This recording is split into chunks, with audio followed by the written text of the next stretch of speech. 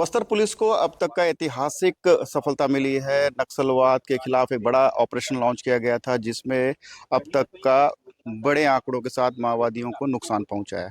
क्या थी पूरी जानकारी, किस तरह का ऑपरेशन लॉन्च किया गया था, इसकी पूरी जानकारी जानने के लिए हमारे साथ दंतेवाड़ा के एसपी गौरव राय साहब है। उनसे बात करते हैं, क्या ऑपरेशन था सर, किस तरह से जो इनपुट मिल रहे थे।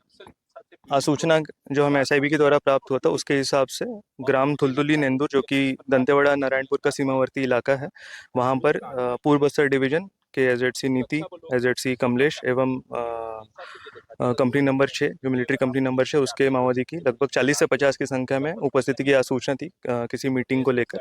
इस पर से ऑपरेशन प्लान किया गया। ऑपरेशन में जॉइंट ऑपरेशन में डीआरजी दंतेवाड़ा एवं डीआरजी नारायणपुर इस तरफ और तोड़मा तुलार गुफा तरफ में एसटीएफ का ऑपरेशन था। डीआरजी दंतेवाड़ा का नेतृत्व आईपीएस एडिशनल एसपी स्मृतिक राजनाला एवं डीएसपी ऑपरेशंस राहुल उइके और नारायणपुर डीआरजी का नेतृत्व डीएसपी प्रशांत देवांगन कर रहे थे। अमावस की रात में बरसात में नदी नाले पहाड़ी क्रॉस करते हुए, जैसा आप देख रहे हैं, हम लोग लगभग 10 किलोमीटर यहाँ आए हुए और यहाँ से और लगभग 10 किलोमीटर दूर ऑपरेशन हुआ है। तो इसमें कठिनाइयों से पार कर लगभग 4 अक्टूबर को उन्होंने पूरा फोर्स द्वारा घेराबंदी की गई और जब वो लोग अपने आप को घिरता देखे तो उनके द्वारा हेवी फायर हुआ। लगभग 8 से 9 बार मुठभेड़ हुआ है। इस मुठभेड़ में टोटल जवानों को 31 नक्सली वरीदारी माओवादी का शव बरामद हुआ। साथ ही आधुनिक हथियार जैसे LMG, light machine gun, AK-47, SLR, INSAS 303, इसके अतिरिक्त 315 12 bore shot single shot weapons भी भारी मात्रा में बरामद किए गए हैं। मुठभेड़ में एक जवान को स्प्लिंटर इंजरी हुई, जिसको जवानों द्वारा वहीं पर प्राथमिक उपचार कर चॉपर से फिर उसको एयरलिफ्ट किया गया, रायपुर में भर्ती किया गया, जिसकी स्थिति अभी सामान्य है। बाकी फोर्स अपना सर्च अभियान कर चुकी है। 31 माओवादी का शव बरामद हुआ है और वापसी में सभी सुरक्षित हैं। ऑब्वियसली इतनी बड़ी संख्या में है तो मैं समझता हूँ कि इससे कहीं ज़्यादा और उनको नुकसान हुआ होगा, बट वो लोग अपना जो नक्सली है वो अपने उनका शव लेकर निकल गए होंगे बचा के।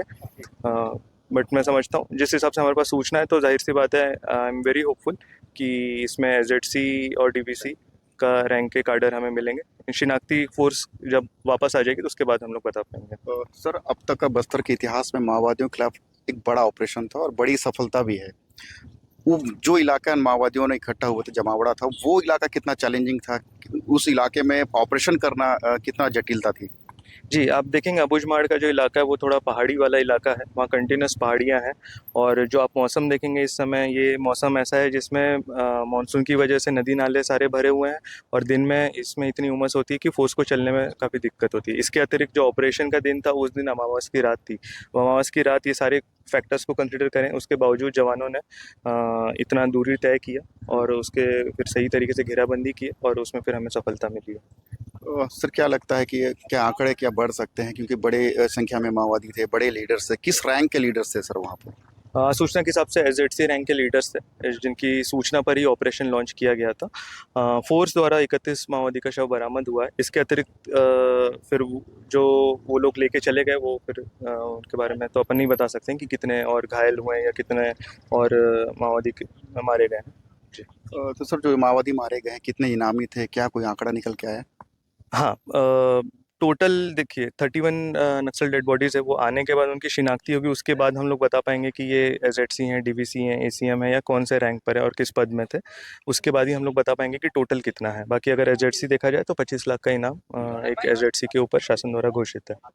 बहुत बहुत धन्यवाद सर, एनडीटीवी से बात करने के लिए। ये रहे गौरव राय साहब, हैं दंतेवाड़ा के एसपी हैं। आप सुन रहे थे कि किस तरह से माओवादियों के खिलाफ इन्होंने एक बड़ा ऑपरेशन लॉन्च किया और एक बड़ी संख्या में माओवादियों को मार गिराया गया। बस्तर के इतिहास में ये अब तक का सबसे बड़ा आंकड़ा है जहां माओवादियों को एक बड़ा नुकसान पहुंचा हुआ है। एनडीटीवी के लिए सलीम शेख, दंतेवाड़ा।